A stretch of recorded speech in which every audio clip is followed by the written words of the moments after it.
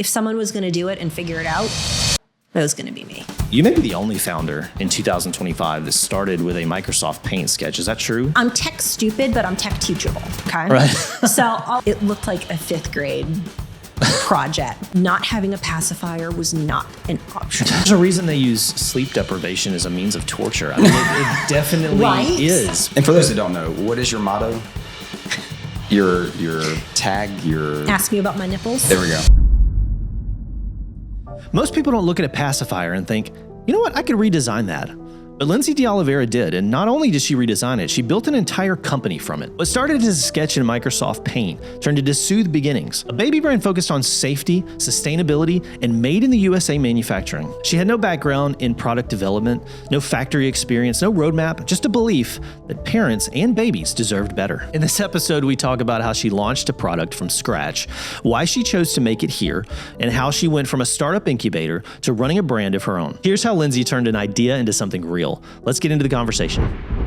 I'm very much the person that anything I put out there, I try to have it just right. I've always been that person. So if someone was going to do it and figure it out, it was going to be me. Yeah, that's good. And we talked a little bit before the podcast started about like your initial motivation in doing it, and kind of got a little personal, which I think is great. And a lot of people need to hear things like that, you know, and hear more people open up and talk. And you turned a life change into, you know, something pretty cool. So tell us a little bit about what flipped the switch on trying to solve a problem. What problem was that? And introduce us a little to your product. Yeah, absolutely. So I was a career optician. I was doing that for 10 years. And when we were pregnant during COVID, I had my daughter. I can literally remember the moment being wheeled from the delivery room, you know, giving birth, to the recovery room when I actually got whacked really hard with postpartum depression. Bad. And so that was right out the rip, a challenge and a struggle. And then we get our daughter home and we're quickly realizing we have a very unhappy, colicky baby that's got a real bad case of reflux. Yeah. So it was just like that hot mess and a half of every night you're up, you know, sending my husband out to the store to buy pacifier after not having a pacifier was not an option. Let me tell you that. We needed it. We needed sleep. Even if I could get 45 minutes of sleep, I was going to do whatever it took. It was so frustrating because I just needed something to work.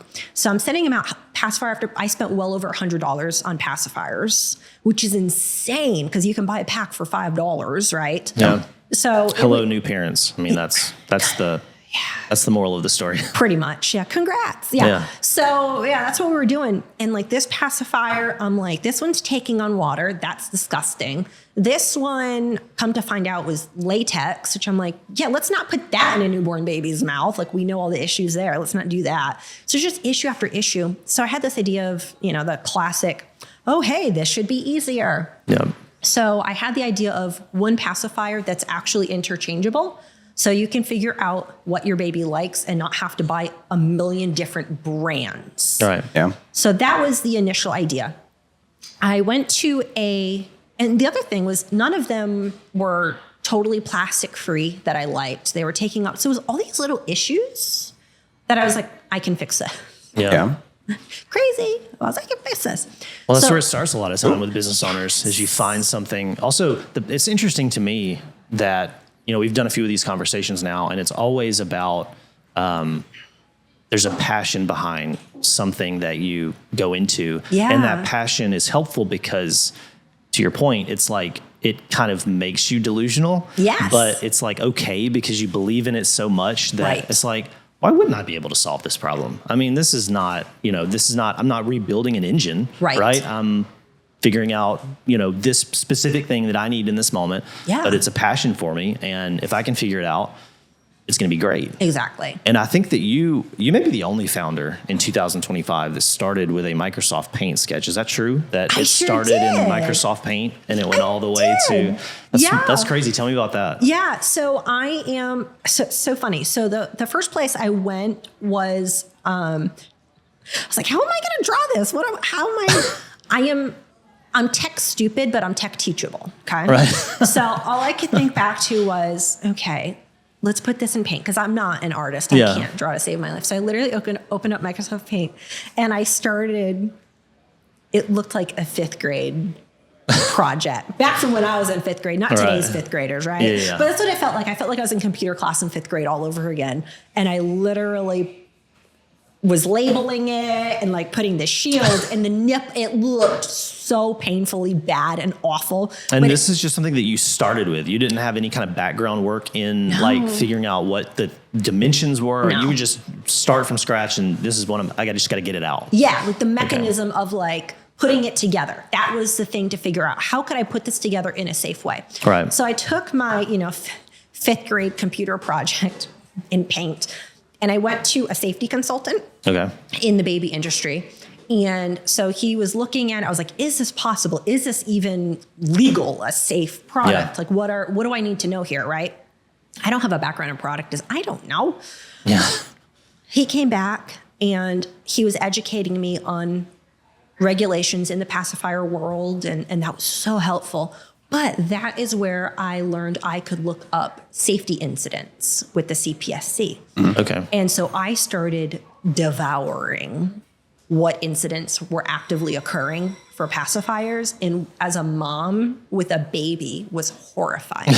Oh, yeah. Yeah, I'll bet. It's lots of products too, not just the pacifiers, lots of children's products. Yes. And a lot of people don't realize that. No idea. For domestic producers and manufacturers, all of you are going to adhere. One, you want to do the right thing. Exactly. Right. And then secondly, you're going to adhere to the rules and regulations, which in the U.S. are pretty stringent. But a lot of the import countries that we import from, they're not held to those same standards because there's really no way of knowing what's actually in the plastic. There's really no way of really knowing. And they flood the markets with it, and it undercuts individuals like yourselves. But I think that, just to touch on what we were talking about just a second ago, finding a problem, solving it, it's like that traditional American way. Right. And I think that it's possible that we're entering an era where that could be rewarded again, and because there's been so many of these little, especially with our babies, so many of these products that are completely outsourced, everything. So I just think it's great. It's a great industry you're in. And we talked earlier about, kind of laughed about it, but new parents, it's not necessarily disposable income, but you're going to hit purchase on anything you come across, any ad that you get served about this is going to help baby stop crying, or this is going to help baby sleep, or this is going to help, parents sleep, or whatever. You're just going to, have a little pile there. And so it's wild. That's the way it is. You get down to the value proposition of sleep and peace of mind as a parent. That's what it comes down to, not what, that is what the driving decision is of how tired are you? I remember 1 a.m. I bought a $500 bassinet that was going to rock my baby for me. I had that. What was it? It was a snoo. Did you? I had the Mamaroo. Okay, so we had the Mamaroo too. Yeah, we had everything. I mean, we had everything. Garrett loaded up on some of those fans. I remember seeing those. I was like, can I get in that? I mean, rocks and make sounds. It looks nice. And it was just like you said, you will try anything. And it's about, there's a reason they use sleep deprivation as a means of torture. It definitely is, because you're not even, when you're, my wife and I have this conversation all the time, when you have a first kid, you don't know, there's no rule book. You don't know what happened. People can tell you all they want to, but you got to experience it on your own. And the spouses, the parents are on the same team. At 1 a.m. when you haven't slept, you're not on the same team. There is no team. There is no I in team. It's everybody for themselves. And so if you can get a little bit of comfort or a little bit of something that helps, maybe just like you said, 45 minutes longer, it's like, wow, that's a game changer. And that was the problem I was seeing is. So you're saving marriages. That's the goal. That's what you're doing. Is the goal, you're coming after the divorce lawyer's money. That's what you're doing. I'm sorry. We love that. Sorry, go ahead. In the baby space, so many companies and products are preying on that desperation of new parents and are willing to put a product out in the market that isn't actually best for your baby or best for your baby's development. And that was part of what I was seeing was going on. And that the safety element and that desperation preying is really where my mission shifted of, oh, hey, this is a convenience and just a better product to, oh, hey, no, we are going to test every single batch. We're going to make sure we're not dealing with PFAS, forever chemicals in a baby's mouth. And all of these different elements to it was like, we have to do better. Somebody has to do better. And that's what parents are wanting now. We're actually, to your point, rewarding companies that are, hey, I'm going to do things differently because at the end of the day, your baby's safety is more important than my bottom line. Yeah. I'm going to entrust that putting that as our mission and our level of priority will take care of my bottom line. Right. And I think we need to prove that a business can be successful by prioritizing the right things. Yeah. So how did you find the safety officer? Because like you said, you have no background in this. Yeah. So is this just like, are you a great detective or something? How did you get in touch with him, and how did he answer you? What was that process like? Oddly enough, my sister was living here because I'm not from this area. So my sister was living here, and she knew somebody that was manufacturing baby products, which is a rarity. I don't know if you know this, but more than 90% of baby products are not made in the US. Right, yeah. It is very hard to find anyone that can do any of this stuff. They happen to know this safety person that is very well regarded, speaks on an international interesting. level. Okay. And it was wild. It was literally my birthday that year when he and I had our first meeting, and was just spouting off, this millimeters and those millimeters and regulation, blah, blah, blah, blah, blah, blah. I was like, I love you. This is great. It's like it was supposed to happen. Yeah, it was amazing. It was just, I'm like soaking it all in. I'm like, this is fantastic. And that was a huge proponent of next steps of taking that Microsoft Paint. Right. Yeah. Hot Mess Express. And literally his like analysis and like safety analysis of everything was referencing that. And it was. So you showed him the Microsoft Paint? I did. Okay, I that's sure awesome. did. Do you know how embarrassing that is, by the way? I hope you have it framed on your wall or somewhere. need Do you to. have it printed out and I need framed? to. Like that would be amazing. Yeah, like it's funny too, especially in like the startup world, they call it like, the ugly baby. You have to release the ugly baby out into the world. And I'm like, this is my ugly baby. Yeah. Great. That's funny. So Yeah. with your with the startup, and we know that we were introduced to you from Startup Columbus, Yep. and which is a publicly funded incubator, and lots of towns, lots of mid-sized towns have those. It's something that the industry that we're in, it's not really something that is necessary or functional for us to be a part of. But we talked to a few people. Tell us a little bit about, did you have any kind of, I don't know, when you think publicly funded incubator, you don't really think this may not help me kind of thing. A lot of people have the mindset that it may just be a couple of classes, maybe some information on how to form your LLC. But what was did your you always know experience about with that? Or how were you introduced to that? Okay, so my experience prior to Startup Columbus was Shark Tank. Watching, not experience, Not just being watching on it, watching watching it. it. Got it. So that was literally my experience of, that's how I knew there's different patents. That's how that was actually where I was like, I can do this. Like I can actually set out and do this on my own because people do this. Yeah, so it's been done before. I've watched Shark Tank for so many years. So I was like, okay, that's helpful. Got it. So when I was introduced to Startup Columbus as like, oh, hey, they have this, I was like, oh, thank Jesus, because I know nothing. I have managed, multi-million-dollar optical practices, but it's so different than owning and starting.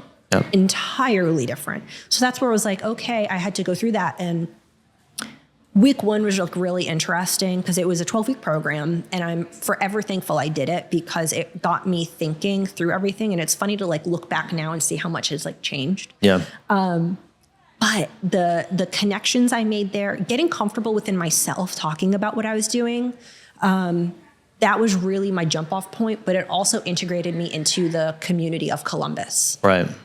Joining Startup was actually what started to make me feel like this was my community and my home. Oh, nice. Yeah. I didn't quite have the roots here until that happened. Is that something, that's really interesting that you say that. Is that something that maybe you attribute a certain confidence level to, is to having that sort of support system? Because, your family is somewhere else. Well, your sort of extended family is somewhere else.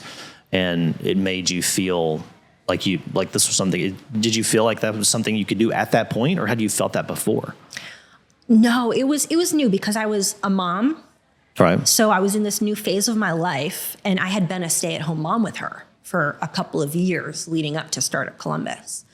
So it was me stepping out as a new person, this new version of myself, to try new things, do differently, evolve. It was a new evolution. Okay. Right. And it was really cool how it did integrate me into the community, because Startup Columbus is really great about networking. Or, oh, hey, you need to meet so-and-so. Oh, yeah. And they actually connected me with somebody that was from here, started a baby company that did end up on Shark Tank, Oh, really? by the way. Okay, interesting. And they connected me to her. And that was like my next jump off point. And Interesting. it's just so interesting how each little thing led to the next thing, all starting at Startup Columbus. So how long had you been going at it before you joined Startup Columbus? And what was the process like to join? Do you have to pitch to them? Is it kind of like a Shark Tank thing? Okay. No, so it was like 6 to 9 months. I had been noodling with it, but wasn't able to like work on it. I was doing like the safety background stuff and starting to think about the brand and the product and just kind of fumbling through that stuff. Like I had my drawing. Yeah. The famous drawing. And I had started talking to companies and trying to source material and starting those conversations, right? So it was to get into Startup Columbus, it was $1,000. Okay. And you don't have to pitch. Basically, you have to submit an application and they kind of say, yep, you're a fit or not. And is your idea fully formed at that point, or does it matter what stage you're in? It doesn't matter. Okay. You could be at any stage. You could be already 10 years in business, but wanting to just kind of improve on things. Okay. Or you could be like me, who no background, no experience. Let's do something crazy. Like you could be at any phase, and there is something there for you, which was actually very, very cool. So it just gets you to think about your business in a different way and your idea in a different way. Like I would have a different experience going through it now versus when I did go through it. Right. I think it's important for people to hear too, because especially as entrepreneurs, there's a kind of, I don't know, it's not, you want to do it, you're on your own, right? So you want to be independent. It's your dream, it's your passion, but it's very hard to be successful unless you have people. You need a community. Yeah. You have to have a community. And that's where being in Startup Columbus, they're like, they broke the ice for me of tell somebody your elevator pitch. You're all going to go around and do it with each other. And I was like, ooh, this is weird. Because I didn't have the confidence to talk about this crazy idea I had. I wasn't talking about it. Nobody knew I was doing this. Nobody knew. So did you have an elevator pitch? They did. And I actually filmed it in an elevator. Oh, that's funny. That's a good idea. It was fun. It was a good time. So I went through Startup Columbus, and then Ben, the director of Startup Columbus, was Ben McMinn. I hope to have him on here. I'd love to talk to him. If he's listening. Yeah. We love you, Ben. Yeah. Thank you, Ben. I owe Shout you out, Ben. Everything. Seriously. He said, oh, hey, there's a startup competition. Biz Pitch Columbus is a competition. So that was November. I wrapped up with the startup in April, and Biz Pitch was in November, but the application process ran through the summer. Mm-hmm. He's like, do it. It's like, okay. Like, I've never like publicly spoken like this. And that is more of a Shark Tank type environment? Yeah. Okay. So you have to have a pitch deck. So I made my first ever pitch deck, and it was like 4 or 5 different phases of trying to get through to the next round. Right. And I made it to the final. I actually got through and made it to the final. That was the very first time I publicly spoke about Soothe Beginnings. Awesome. And it was funny because when I went through startup, the company had a different name. Oh, really? So January to April, I was under a different name. Okay. With an LLC. Fast forward to November, it was Soothe Beginnings. Okay. So that's interesting. I don't want to stop your thought there, but I do have a question about, do they help you with the formation of the legal entities, and is that some recommendation that they gave you? Like, hey, this other name, maybe there's a better name out there, or was that something that you just internally came to? It came out through the process of what startup was putting me through, of talking to people. Like you were kind of getting that exposure to doing it yourself. Mm-hmm. And when you have something nagging on you of this isn't right, you start listening to it. Yeah. Versus if you're left alone in your office at home to think about something, it's very different than me going out into the world and talking to somebody about it, right? Because it makes it real. So that this isn't right becomes more of a reality. Yeah, it's amazing how much functioning small business owners do on gut. Yeah. Because it's like there's market research, there's things that you have to go out there and do, but then there's just like that nagging feeling like there's something that I'm missing here. And then when you get it, it's like that's it. Yeah. That was so simple. Exactly. But all those months of like wringing my hands over that, and it's done. But it's just so funny that's how the way it is for most people. Yeah. A lot of people we've talked to too. It's just, I don't know what that is. It's just a strange phenomenon. Yeah. It is. It's interesting. So you felt like that when you found the name Soothe Beginnings. Was that something that how did that name come about? I was playing in ChatGPT. Okay. So we've got Microsoft Paint in the Yep. story. We've got ChatGPT in the story. We're spanning like decades you see how much I learned very quickly? I told you I'm tech stupid, but I'm tech teachable. And now I'm like an AI wizard. Oh, yeah. Yeah. Oh, yeah. Yeah. It's And like I my think assistant. that's really like interesting, and it's cool for people when they understand how you can use artificial intelligence to even just when you're at home at 12 o'clock to, I mean, it's your friend to bounce ideas off of to an extent, right? Oh, yeah. And that's just really cool. Yeah. I used to go to my husband for, my laptop's doing this or my laptop's doing that. So like I walked into the bedroom one night. I was like, my laptop is doing this. It's not showing my third monitor. Like I was that person that didn't know how to like work off more than one screen before. And now I have three. That tells you my evolution very quickly. Yeah.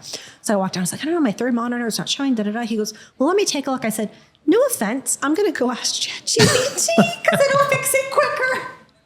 From saving marriages to, so we've already flipped We're replacing it with AI. Yeah, replacing it with artificial intelligence. We have a relationship now. It's fine. It's totally fine, me and AI. No, it's We're great on that the you're same basis with embracing ChatGPT. and embracing that new technology because especially not knowing the industry, getting into something new and, manufacturing in the U.S. has over the decades been difficult. And so anything that you can do to give yourself an edge and to help, absolutely have to do it. And we use ChatGPT and Grok and the different large language models for all kinds of things. It's a great technology, and it's a great supplemental technology. It is. The problem is that people are starting, and you've got MIT research coming out that people are turning off parts of their brains in exchange for ChatGPT. But that could be a good thing for society. Well, though. maybe just for but it's like to it. yeah. Well, maybe.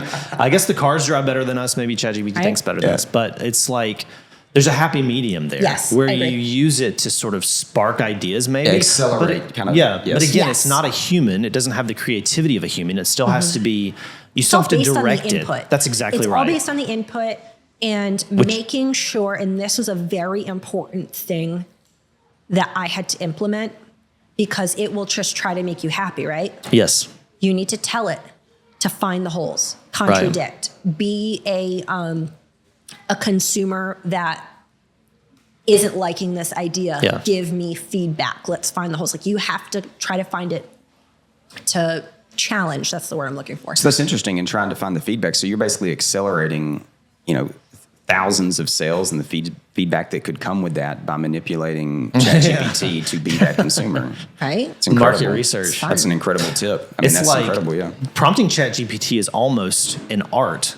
And it's like almost something that is like college level coursework because you can't just, you can open ChatGPT and type something rudimentary in there and get out some kind of answer. But to your point, like constantly going up against it, like, no, this is refine, and then getting like an end product that like, the clouds part and it's like Soothe Beginnings. And you're like, that's it.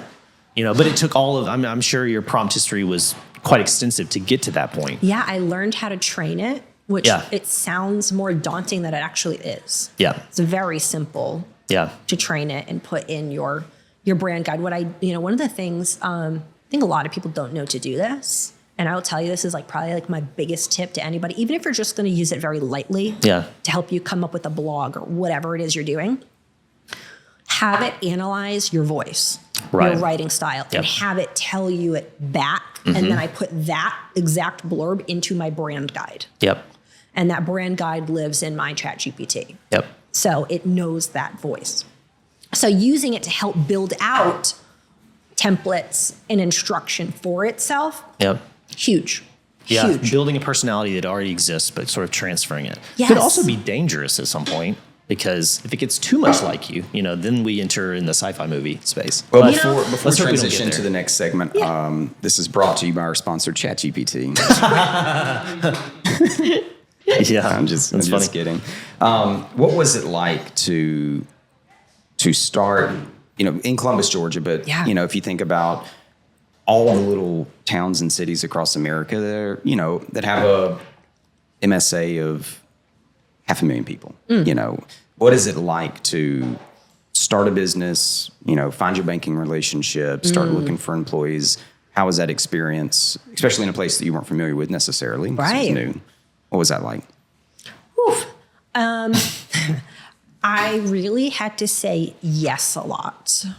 And that's what I learned very quickly, because you never knew what conversation would bring you to a manufacturer, Right. or what conversation would bring you to your accountant, who then is going to help you pick the right bank. I literally changed banks last week because of a conversation with my accountant and the issues I was having with my existing bank. So I was able to switch over to a more regional bank that could serve my needs. So it's just, and I feel like it's going to be with anything, right? You learn as you go, but being open-minded to it is the best thing you can do for yourself. But by gosh, yes, it was frustrating, and you're going to make mistakes, and it's just going to happen. But appreciating the journey is probably the best thing you can do for yourself, and understanding, like, making this decision or doing this doesn't mean I'm going to be married to it, right? Yeah. I ended up having to fire my mold factory, actually, because I was trying to, so all my manufacturing is in the US. Yeah, I definitely want to talk about that too. Yeah. Oh, that's a fun topic. Yeah. My mold, I initially was trying to get it done in the US. I found a factory in Louisiana. Okay. And long story short, ended up having to fire them, was out over $10,000. It just is. But because of a conversation I accepted with somebody else, I was able to get to the conversation that led me to the mold factory that had the skill, that was able to deliver a working mold into my final product. So it's just that whole butterfly effect. Was the process of, because now we're pivoting into the manufacturing conversation. Is that process of getting those first molds and doing all that, are you bootstrapping that? You have investors at this point? Does startup help connect you with people that can fund that part of the business? How does that work? What does that look like? So, and I will say, developing something in the baby space is actually even harder to get started. If I were to want to make, a coffee carafe, right? Mm-hmm. I could make a prototype, no problem, and have people try it and get feedback, right? Right. In a baby product, you have to get through all the safety regulations and certifications. You have to get through. So you can't just be like, let me do this and noodle and try it out. Let me know. You can't just do that. So I was bootstrapping it. I did a Kickstarter, which Startup Columbus was very helpful. And some of the people they connected me to gave me advice on doing a Kickstarter and things like that. They did connect me to ATDC with Georgia Tech. Okay. It's a technology incubator, if you will. And I had to pitch that my nipples were in fact technology. And I did, and they accepted me. Is that where the show comes into play? No. Okay, so that's a different thing. Yeah. Okay. That actually still spurs up out of Startup Columbus, believe it or not, though. Okay, all right. Well, we'll get to that. Oh yeah, we'll that's a fun one. Put a pin in it. Actually that's part of my manufacturing story too. Okay. So. And for those that don't know, what is your motto? Your tag, Ask me about my nipples. There we go. Okay. I knew what it was, but It's a I fun wanted you to time. say it. We'll not let you me. say it, yeah. Well, I mean, if I lead with, let me talk about pacifier safety, you're going to be like, oh, I hate this lady. Like, Yeah. It's an angle. It is, and it's fun. And I have shirts with nipples on them, and the back of it, like they have pacifiers over the nipples, and the back says, ask me about my nipples. Do you know how many guys buy those shirts? That's pretty funny. It's fantastic. Jared, it's a great Jared shirt. wants one before you leave. It's a fantastic shirt. We try to make the combo a little bit more And you exciting. have nipples for everyone, right? I mean, for any need that's there, essentially. Right? Yeah, it's a Good wide time. array because they're interchangeable nipples. They are swappable, so it's just easier. He's Nice. trying not to laugh. You Look have, at it. options. You have nipple options, okay? Yeah. Well, that's what we need. It makes for a fun time. So I don't remember where we're going. Oh, yeah, manufacturing. So with that, it literally was just accepting conversations when people are like, oh, you should talk to so-and-so. I'm like, yep, sure, whatever. Yep. That was a lot of kind of what got me there.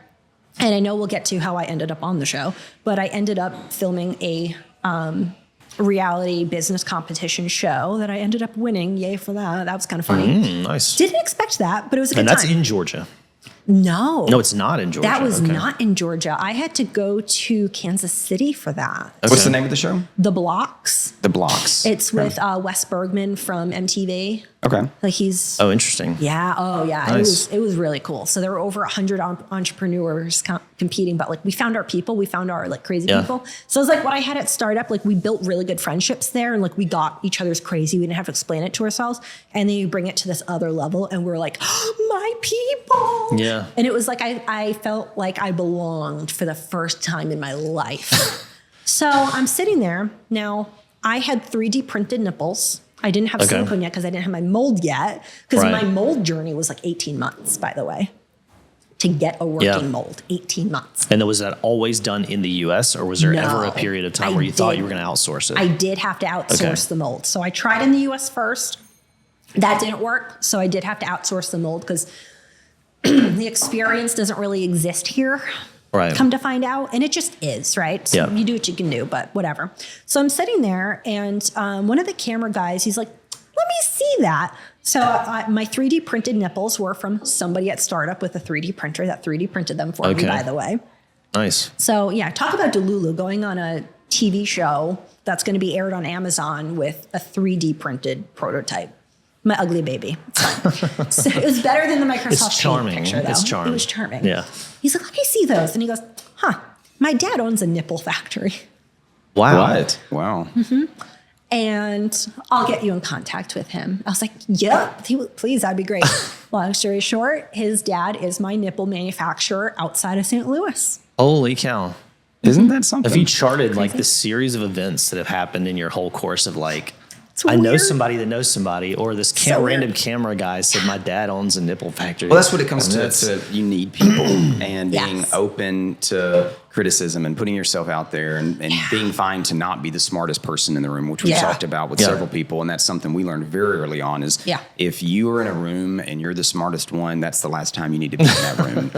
So you need to be open to criticism. It's okay to feel like you don't know everything. And that journey has led you to make the connections that you need, which you probably would have made, but it would have been much more difficult. Yes. I think it's also exactly what you said, which is you learned or you tried maybe to say yes to everything. I think a lot of people are scared about that because either they don't want to give up control or they think they might have to give up control, or they're not sure what follows that. When you say yes, where does that lead you and how do you navigate wherever you're about to go?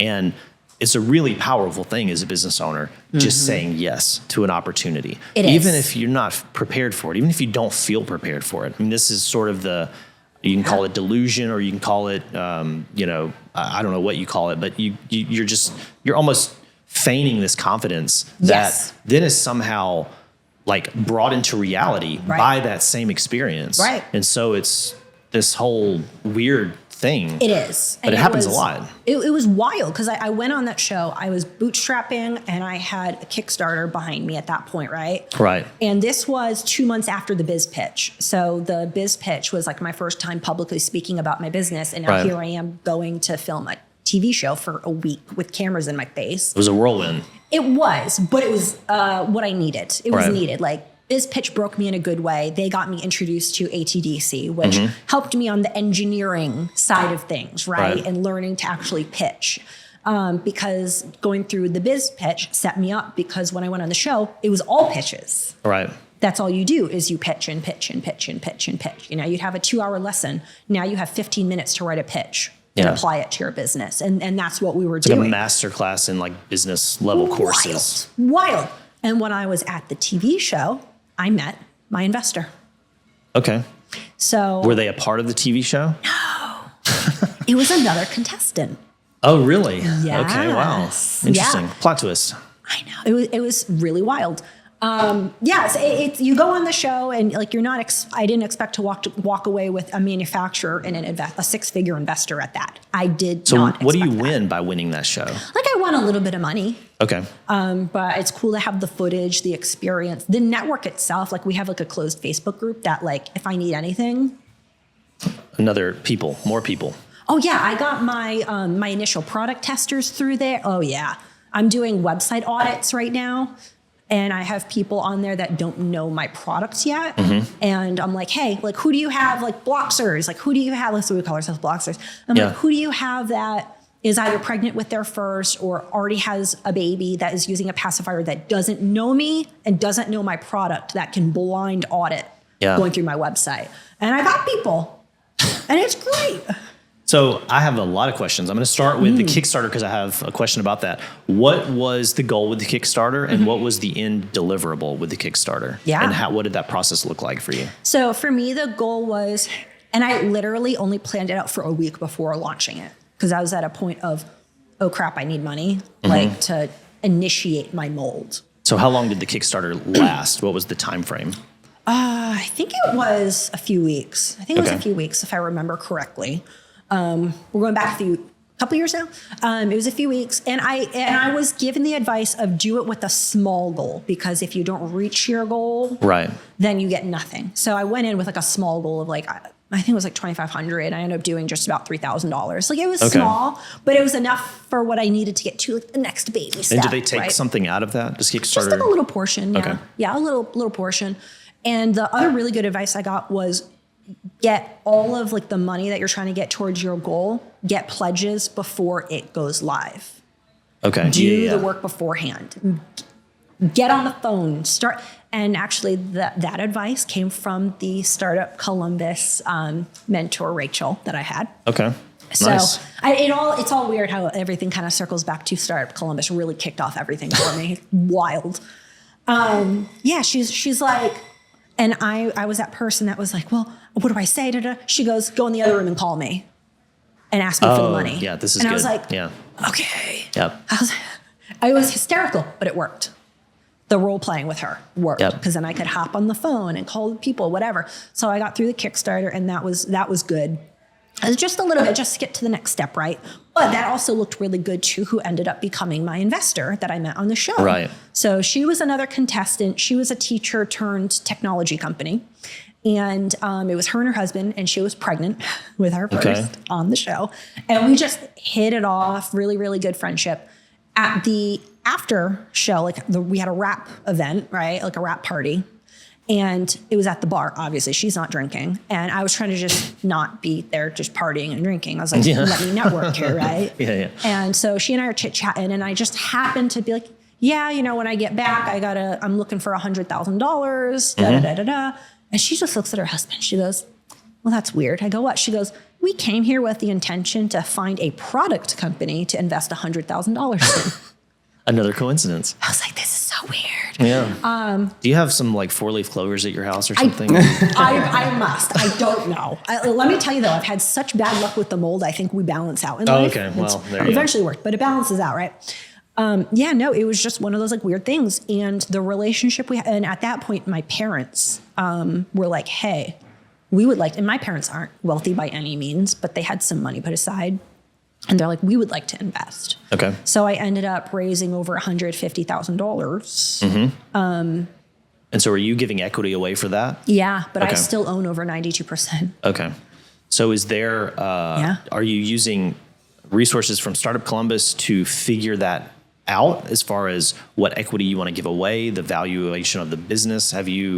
What's the process behind that when somebody says, hey, I've got $100,000 I want to give you. Right. What are you going to give me in return? What's your answer? Like on the spot, are you able to give them something? Yeah. So on the spot, we did a $2.5 million post-money valuation. And I will tell you, working with ATDC is where I got the help to kind of start understanding. Excellent. GPT. To start understanding this. I'm not even kidding. It's so bad. But help me kind of like understand this stuff. And that's kind of where that was like, I have to come up with evaluation. But working with ATDC, they were sending me... Great name, by the way, ATDC. Amazing. We love them. Like, oh my God, they are the reason I have an engineered product. So like they would send me like, okay, in the last like 3 months, here are what businesses, like startups in your same pre-seed phase are doing, So I was like, okay, so this valuation's not, it's crazy. But it's not like I can justify it, right? Based on this is actually what's happening out of Atlanta. Well, this is always the question, like when you're watching Shark Tank, if you're like a business owner, or even if you're not a business owner, if you just watch it casually and they come on the show and say, my name is whatever, my company is this, and I'm asking for $300,000 for 10% of my company. It's like some people, I'm sure, just get the number out of the air, but some people have a process behind that, whether they have sales or whatever it is to come up with that number. And there is a process too. And I think a lot of times the Shark Tank doesn't give credit because they'll laugh at them for being pre-money. Right. But there is the process of trying to figure it out. But that's interesting though, because pre-revenue, I think is pre-revenue, pre-money, pre-revenue. Because if you're already kind of thinking to scale, right, and where this is going to go, you're going to need people, back to that theme. Yeah. But then also, do you do the Kevin O'Leary, I'm going to give you 10 cents per nipple sold, or how do you figure that out? But it seems like you put a pretty good handle on it, owning 92% of the business. Yeah. And that gives you a lot of latitude to continue to scale. Do you have in your mind how much you would be willing to part with, how much you want to maintain? Is it less than 92% going forward based on investors? So here's the fun part. I have built this, and I feel like this is an advantage. I knew from day one when I started this, I actually want to sell it off someday. Oh, okay. Interesting. So I knew that going into this, that's where working with the blocks was very helpful, because I learned different things and saw how much of an advantage it is that I know this. Yeah. Like learning how much SOPs and everything like that make your business so much more operational. And it makes me operate in a way of, if I were to walk out of here and get hit by a bus tomorrow, I know that one investor that I met on the blocks, she's actually going to gain control of the company and can decide, sell, hire a CEO. Like she has succession planning. Exactly. Yeah. So if I'm to get hit by a bus, we have a plan in place, right? Okay. Because there's just so much more going on than. Was that something that was brought up to you by the groups that you've worked with? Because that's not a typical, when you talk to founders, that's not a typical outlook that they have. They're not looking that far out. So was that something that was brought up to you early on? Like, you need to figure out what your exit is from this business, or what your goal is with this business?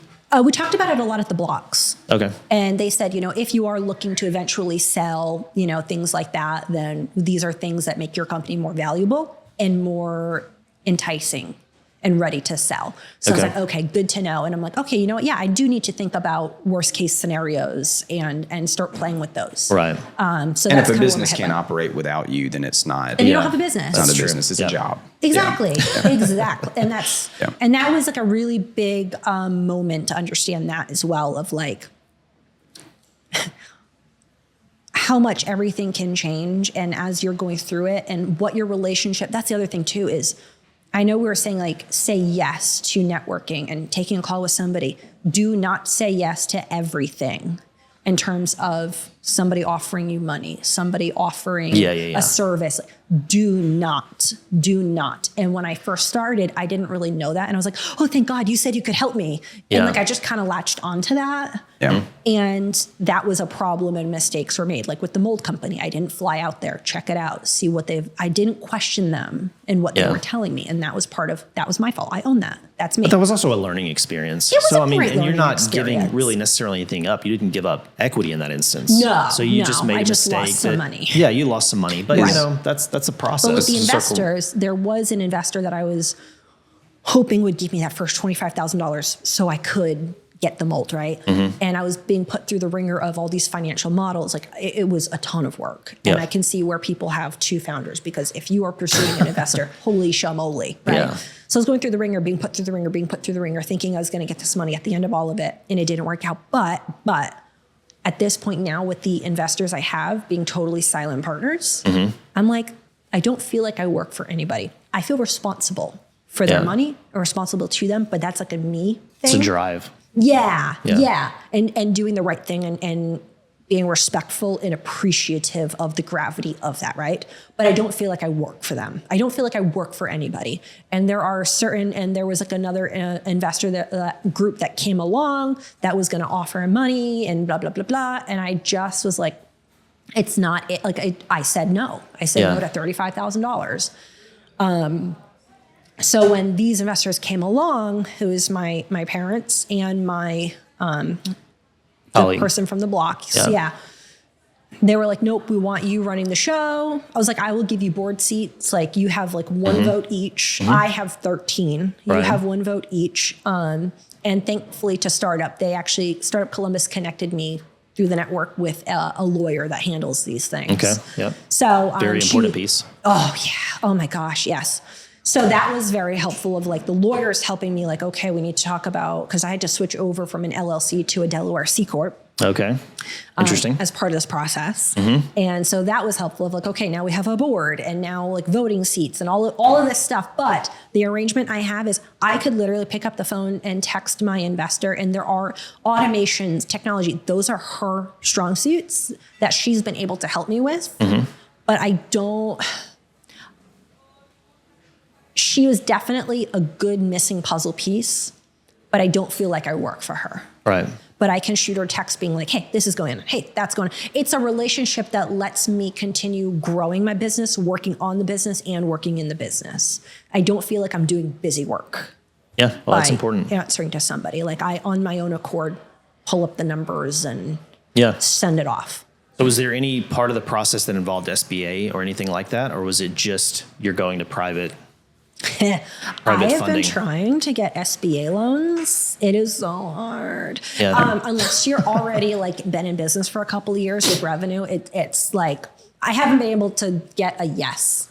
Yeah, and we've seen that. I was talking to an individual that owns some convenience stores and started getting into single family development. Yeah. And has relied for years on SBA, but even as a repeat user of the programs. Good luck. It is. Well, they changed so much too. It's difficult. And it's the same thing with a lot of banking too, which is so interesting with your growth model relying on primarily, at least, on private equity.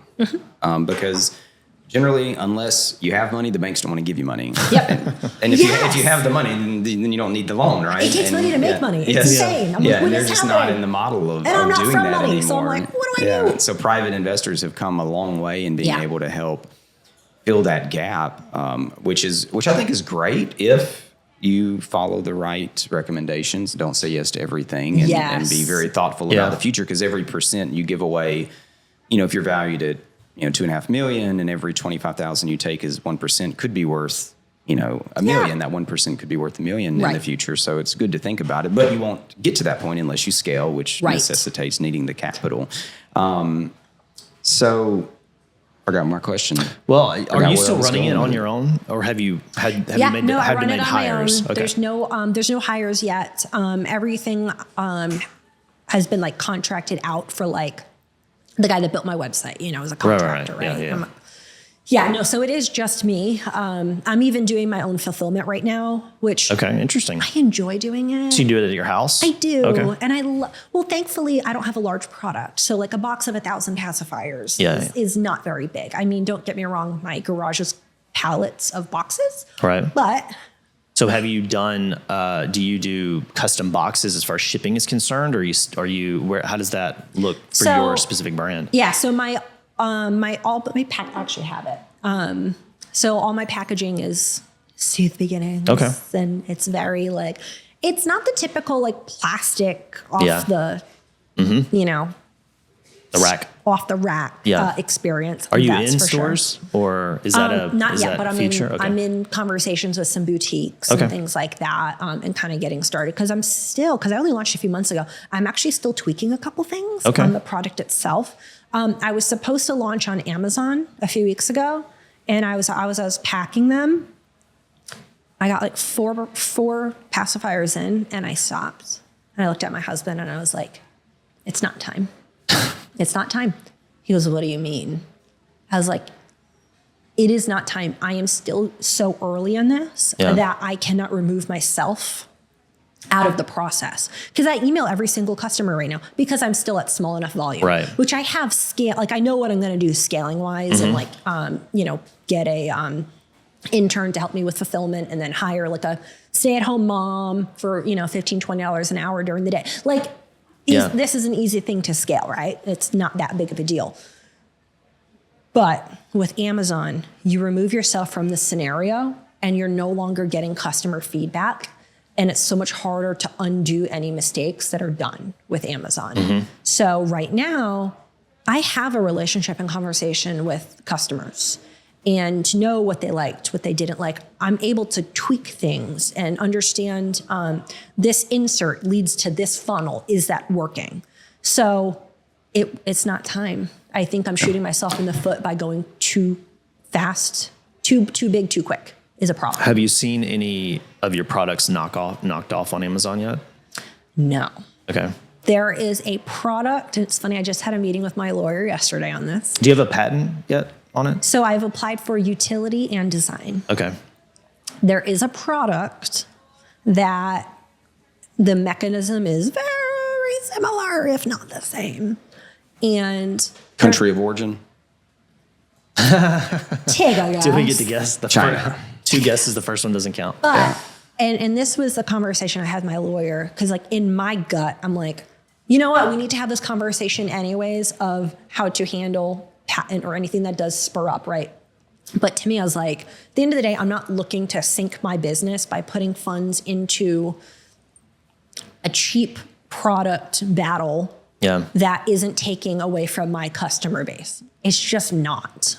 It's not hurting my customer base. So we had that conversation. He's like, I totally agree. Like long term, like if it was, a US website, like a polished US website, then you've got a little bit more to stand on. But with these like overseas companies, all they do is they switch out the LLC, call it like it just is. And sometimes it's they like, even use your product photos, like his he wife. said that, but then you can get them on copyright. Yeah. Yeah. It's we'll talk after the show, but it's a very unpleasant experience when dealing with He's got some insight into it. Yeah. Yeah. And this is what I'm trying to like educate myself a little bit more earlier on, because I know it's going to happen. Yeah. It's going to happen, right? So I'd rather know how to handle it or when it's worth it. And know it's coming. And the patents will be very helpful. That'll be extremely helpful for you. Yeah. So as a solo founder and still working on your own, has there any time that you thought maybe it wasn't going to work, and how did you get past that? It's weird. No, like, yeah, you have the like, okay, this product may not work, because again, I had this investor coming on and I still didn't have a working product yet. I was still trying to get a working mold. Yeah. So I was still living in the delusion of this will work. I know I will make this product work. Right. I was still living there in that crazy state of like, it will work, but I'm the person that will make it work. I really am. So yeah, it was stressful. And when we finally got the product working, I actually videoed it. And I literally just sat down and started sobbing. And my husband goes, did you ever think the pacifier wouldn't work? I go, yeah, you idiot. What do you mean? Yeah, I haven't slept in 2 years because I've been trying to get it. What do you mean? Yeah. So it was just really funny because like you have to like have the confidence of knowing you're going to figure it out. But yeah, you're still like, oh my God. And in that moment, that's when you figure out that you are a small business owner.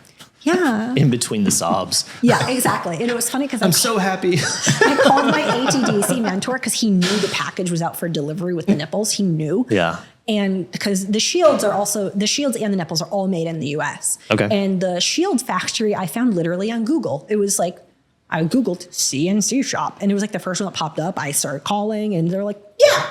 I'm like, oh, okay. And I'm just doing my due diligence, calling all these other CNC shops around the country, and I'm getting no's everywhere else. It was weird. Like the first one that said yes has been the one that's been with me this whole time and helped me with the design, all of it, right? But yeah, so I call my ATDC mentor, and I'm just sobbing.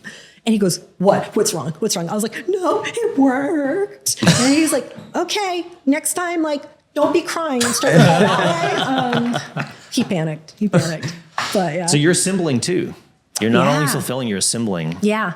Okay. Yeah, because you've got the shields and then you have the nipple selection. Mm-hmm. So you might get a kit with a shield and each of the nipples, or just a shield, like an extra shield, or just a shield with one specific nipple. Yeah. So it's like a very like customizable experience. And we even engrave them. Like we can put your baby's name on them. Nice. I love doing that. And you do all that at the house. Yeah. And it's not hard. Like, I mean, it's something I do. My 4-year-old comes in and helps me. Like, I'm like, all right, grab a box. Like, here we go. Because it doesn't take really long. good experience for the 4-year-old. She's going to definitely remember that. That's like amazing. Yeah. It's awesome. So here's my thought on this. I grew up not knowing any entrepreneurs. So me asking for $1,000, $5,000 was like a, you know, my daughter's not going to grow up with that fear. Yeah. Because she's already seeing it can be done and proven. Oh yeah, and there's so much money out there. I remember this was a long time ago, probably a decade ago. I was at a place we frequent for vacation, and you know, we've been having discussions about scaling and different things, and you know, just look around at the. I mean, you're on a beach with miles and miles in both directions of, you know, $20 million, $25 million, $30 million house, one right after the other. And I just think it's great for people to hear if you're in a spot where you feel, you know, like you can't scale, or the money's not there, or the world's not working, you know, for you or on your behalf in that moment. There's lots of money out there, and all you have to do is ask. The answer is out there somewhere. Yes.